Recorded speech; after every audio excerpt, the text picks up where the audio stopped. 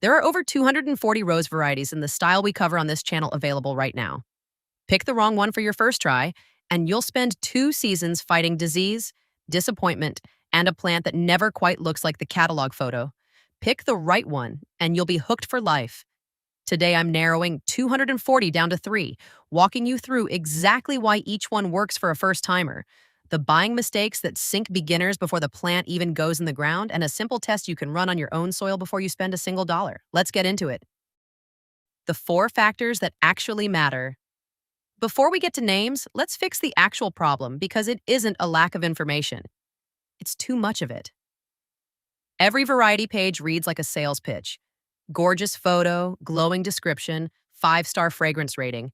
None of that tells you whether it'll survive in your yard.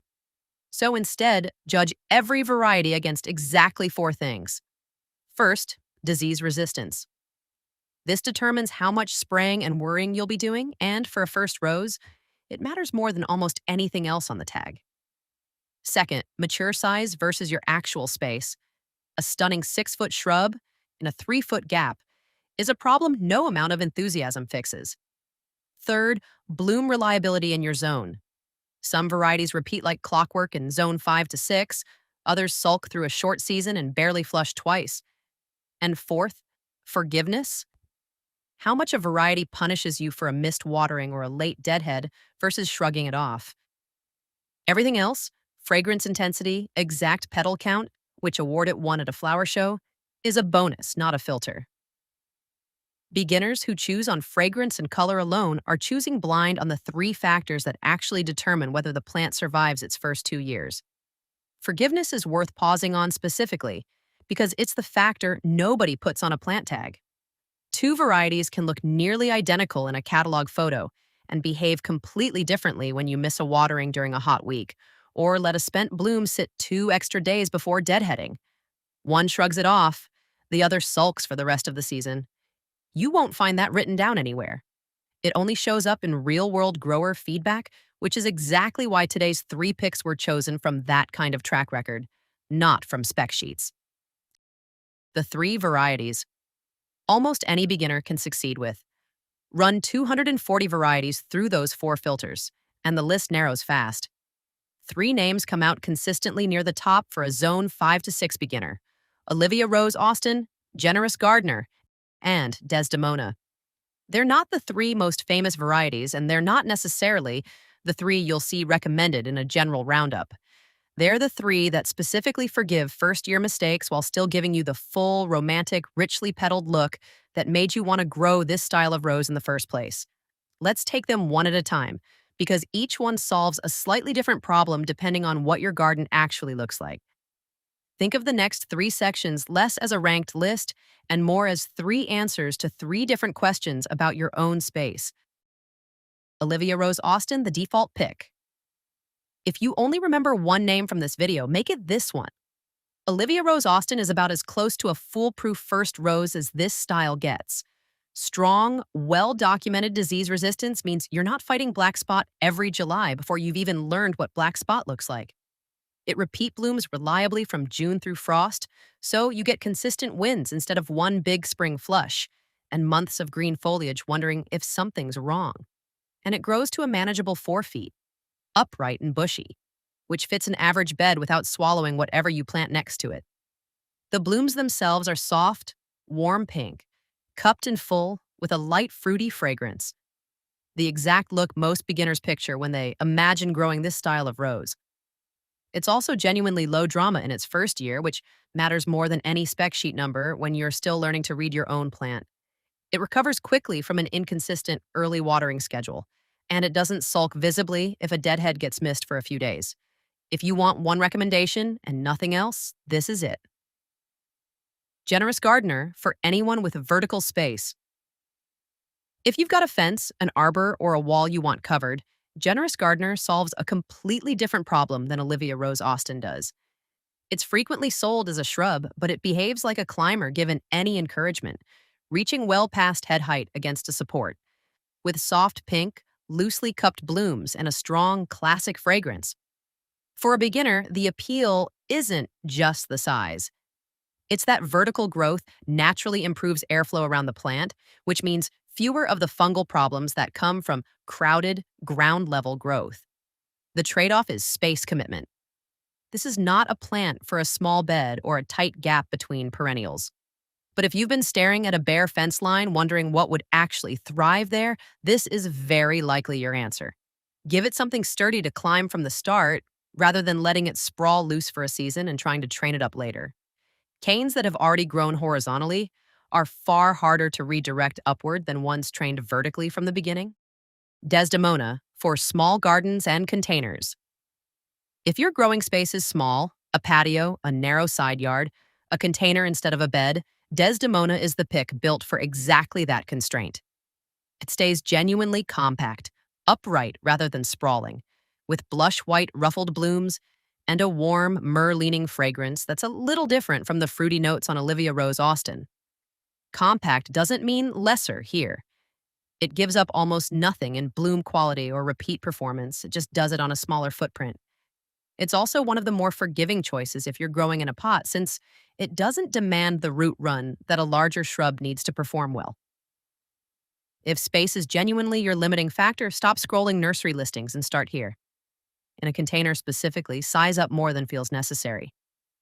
A pot that looks generously oversized for the bare root plant you're holding is usually about right once the root system fills in over the first full season.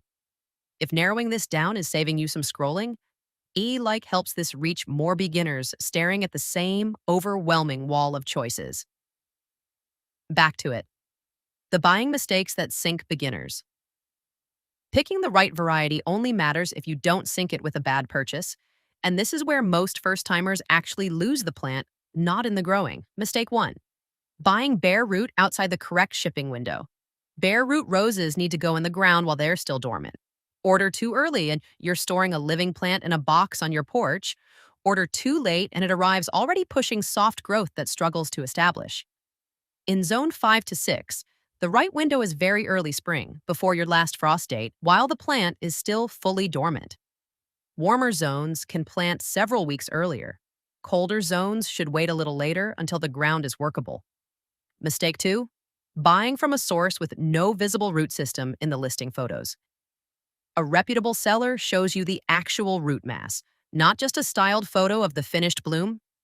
If every image is the flower and none show what you're actually receiving, that's worth pausing on. Mistake 3. Choosing based on the healthiest looking display plant in a big box store in June.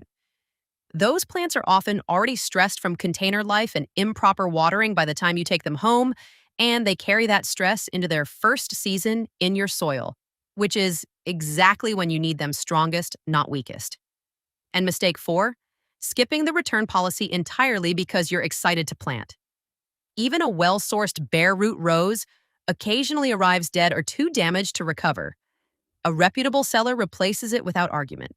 And confirming that policy exists before you order costs you nothing and protects the whole purchase. Diagnostic test, the planting site soil test. Here's a test to run before you buy anything at all because the best variety in the world still fails in the wrong site. Dig a hole roughly a foot deep and a foot wide where you're planning to plant and fill it with water. Come back in about 15 minutes.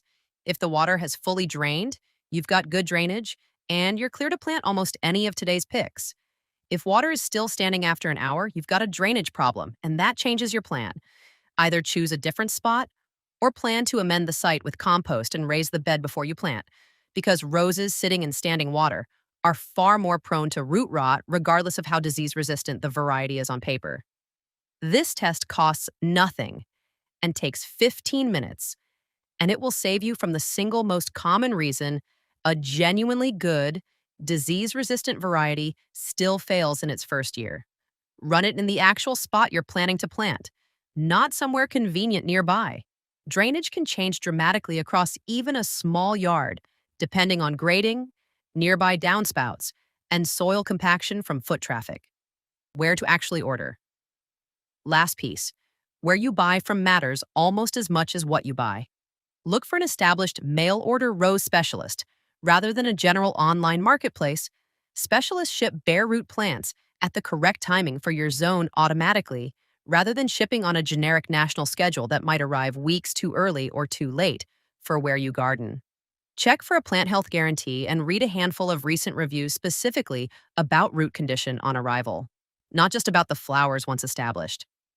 Avoid impulse buying a boxed, wax coated rose from a discount rack. Those are frequently poor quality rootstock that's been sitting in packaging for weeks, and even the right variety on the wrong rootstock struggles from day one. A little research on the source, done once before you order, saves you from blaming the variety for a problem that was actually the supplier. It's worth the extra week of waiting for the right shipping window over the instant gratification of a same-week local pickup on unknown rootstock. Patience at the ordering stage is the cheapest insurance in this entire process. 4 factors, 3 forgiving varieties, and a 15-minute test that tells you more than any catalog description ever will. Olivia Rose Austin if you want the safest, most reliable default. Generous gardener if you've got a fence or arbor to fill. Desdemona if your space is small. Run the drainage test before you buy anything, and order from a specialist who ships to your actual zone. If this took some of the overwhelm out of picking your first one, hit like and subscribe. This channel is built specifically for growing this style of rose well, and every video connects to the next. Next time, we're getting your bed ready for fall planting, so if you're acting on this soon, you'll want that one too. Until next time, happy gardening.